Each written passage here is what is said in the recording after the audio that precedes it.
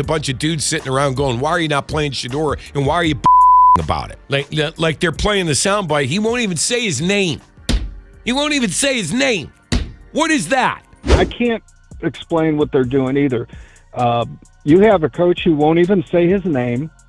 And do you realize that ever since our Justin Cooper broke the viral video interview of Shedeur, right, where he said, I'm better than what I see out there and all that, they have stationed a PR rep at all times watching Shedeur in the locker room to make sure to intercept, let's say, any interview. It's almost like Shedeur doesn't exist.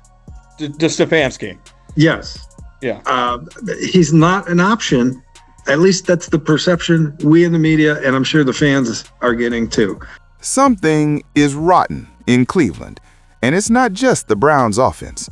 For months, social media has been screaming it. Fans have been seeing it. Content creators have been documenting it.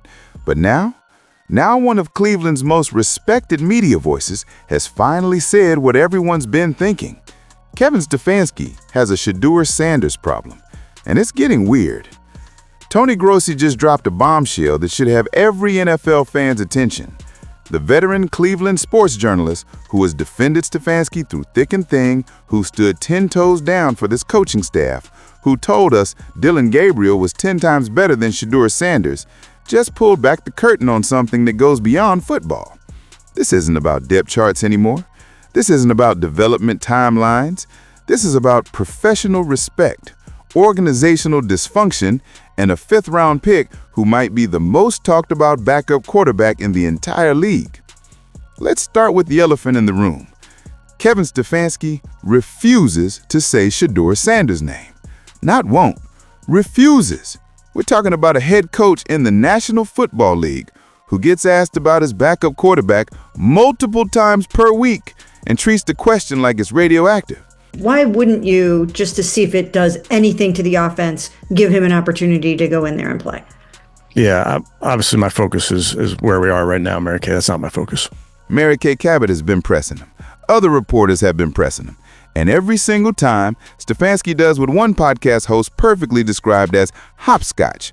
He jumps over the question, pivots to something else, and acts like Shedeur doesn't exist. But with Dylan Gabriel? Oh, Stefanski will proudly say that name. He'll talk about Gabriel's development, his potential, his growth. He'll give detailed answers about a third-round quarterback who's completing passes at a concerning rate and leading an offense that looks lost. Yet the fifth-round pick, who is Mel Kiper's #1 quarterback, radio silence. Grossi confirmed what we've all been watching in real time. And do you realize that ever since our Justin Cooper broke the viral video interview of Shedeur, right, where he said, I'm better than what I see out there and all that, they have stationed a PR rep at all times watching Shedeur in the locker room to make sure to intercept, let's say, any interview attempt. Playing or not playing, is in my hands. I think based on the situation, it's if things happen, things pan out where I play, then I'll be out there and I'll be ready to play. So I'm ready to play right now. You think they don't like when he talks? Well, I don't know, but it just seems like that interview was a turning point. Read that again. A PR representative watching Shedeur Sanders at all times to intercept interviews. This is an NFL organization treating their backup quarterback like he's a security risk, like he's someone who needs to be monitored and controlled. Since when did speaking honestly about your abilities become grounds for media surveillance? Shedeur made a completely reasonable statement. He watched quarterback play around the league during a week when it was objectively bad, and he believed he could perform better. That's not arrogance. That's confidence. That's what you want from your quarterback.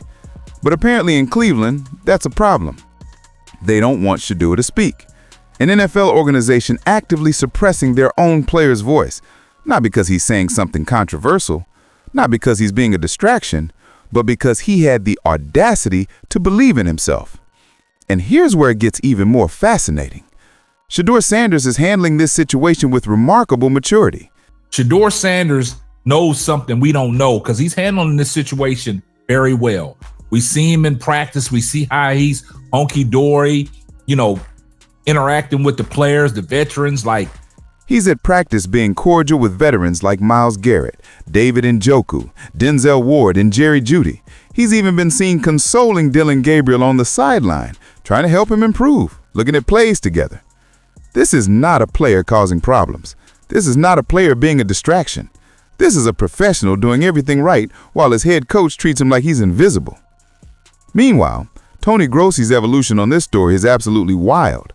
This is the same journalist who proclaimed Dylan Gabriel was more ready than Shedeur, that he was 10 times better. But after 5 games of watching Gabriel struggle, Grossi has completely reversed course.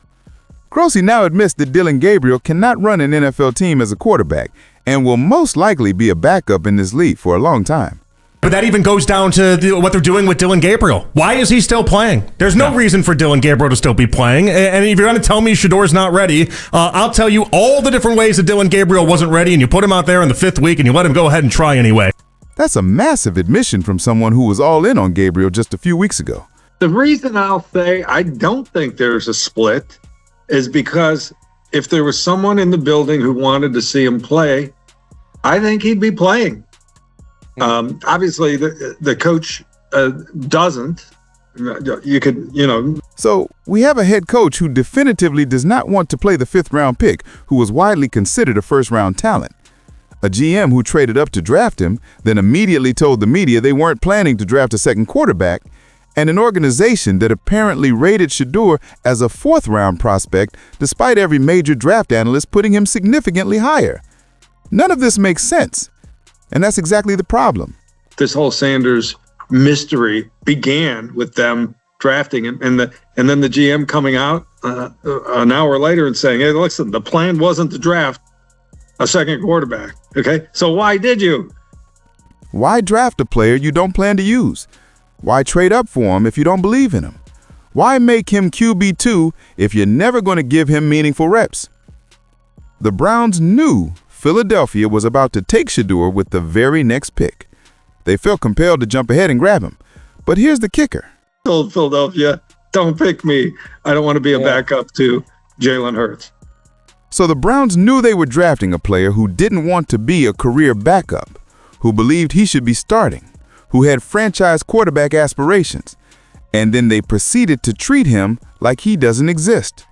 And I think an injury to Gabriel would be Kevin's worst nightmare. I mean, to have to put Shedeur in a game without giving him any meaningful reps. You're right. He can't win in that case. Either Shedeur is going to make himself look good, and in the process make the whole organization look bad for not playing him. Stefanski is painting himself into a corner. This is lose-lose, and it's entirely self-inflicted. But perhaps the most damning revelation came when Grossi was asked if it's an organizational mandate that Shedeur is QB2. Kevin was never going to designate Shedeur QB2 and Flacco QB3. Okay, that was never going to happen. So the organization had to trade away Joe Flacco just to force Stefanski to elevate Shedeur to the backup role. Think about how insane that is. The head coach was so resistant to making the 5th-round pick his second-string quarterback that management had to remove the other option entirely. And even then, Stefanski treats Shedeur like he's barely on the roster. The media silence that Grossi exposed is truly remarkable. This is a veteran journalist admitting he has no good explanation for what he's witnessing. In his decades covering the Browns, this situation stands out as uniquely bizarre. And the locker room? Surprisingly quiet. The same thing's happening now. There is absolutely no vibe I get from anyone in that locker room that Shedeur, it's time to see Shedeur. Now, maybe we'll get to that. But that silence might not last. Mitchell Schwartz, former Browns offensive lineman, recently stated that the Shedeur situation has become a distraction in the locker room. Not because Shedeur himself is causing problems, he's not, but because nobody on an NFL team wants their backup quarterback to be the biggest story every week. It's almost like Shedeur doesn't exist in Stefanski's world. The coach is asked about him 2 or 3 times per week, and the answers get vaguer every time. When pressed about a timetable for Shedeur getting on the field, the answer is always the same.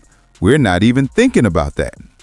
But they should be thinking about it, because Dylan Gabriel isn't taking this team anywhere. The offense is sputtering. The quarterback play is inconsistent at best, disastrous at worst. And sitting on the bench is a player who believed he could compete with anyone in the league, a player who has the pedigree, the talent, and the confidence to potentially change the trajectory of this season.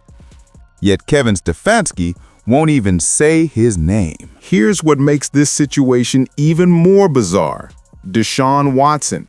Grossi believes we'll see Watson on the field before we see Shedeur. And I'll say it again, I think we're going to see Watson before Shedeur. I think they are trying to get Gabriel to keep playing, and the point is to keep trying to get him better until Watson's ready. So the Browns are willing to bring back a quarterback who's been injured and hasn't played in weeks, but they won't give meaningful reps to the 5th-round pick who's been healthy and preparing all season? Where's the logic in that? The frustration in Cleveland is palpable. The fans are restless. Social media is ablaze. And now, finally, one of the most respected voices in Cleveland sports media has confirmed what everyone has been seeing. Something is seriously wrong with how the Browns are handling Shedeur Sanders.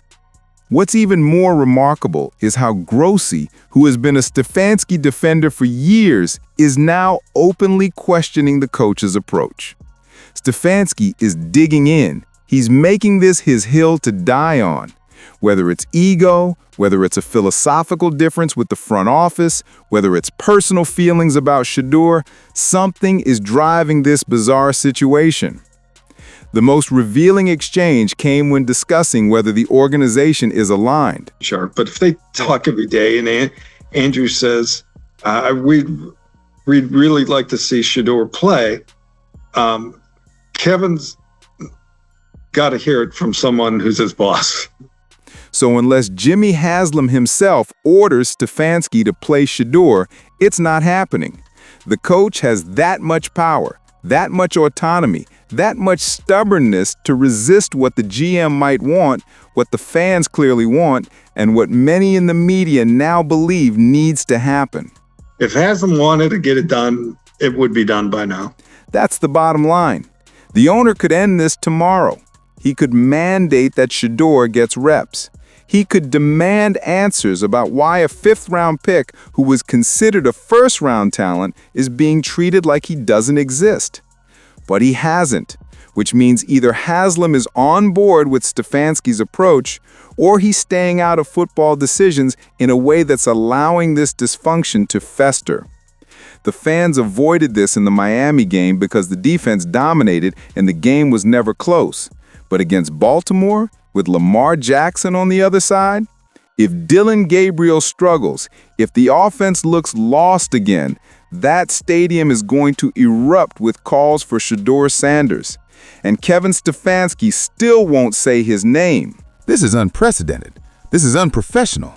This is a head coach allowing personal preference or philosophical stubbornness to override common sense and organizational harmony. Tony Grossi, after months of defending this coaching staff, has finally had enough. He's seeing what we're all seeing. A talented young quarterback being buried for reasons that have nothing to do with football. Shedeur Sanders has done everything right. He's been professional, he's been supportive, he's been patient. He's working with teammates, helping Dylan Gabriel, staying ready. He's not the problem. The problem is sitting in the head coach's office, refusing to acknowledge reality, refusing to even speak his backup quarterback's name. How long can this continue? How long before the pressure becomes unbearable? How long before someone in that building forces Stefanski's hand? Tony Grossi doesn't have the answers, but for the first time he's asking the right questions, and he's not alone anymore. The veil has been lifted. The secret is out. Kevin Stefanski has a Shedeur Sanders problem, and it's making the entire organization look dysfunctional, petty, and unprofessional. The Browns better figure this out fast, because every week that Shedeur Sanders sits while Dylan Gabriel struggles is another week that this narrative grows stronger, another week that questions about Stefanski's judgment intensify, and another week that one of the most bizarre quarterback controversies in recent NFL history continues to spiral out of control. Cleveland deserves answers. Shedeur Sanders deserves respect. And Kevin Stefanski needs to start acting like a professional head coach instead of someone with a personal vendetta. The truth is finally coming out. And it's not pretty.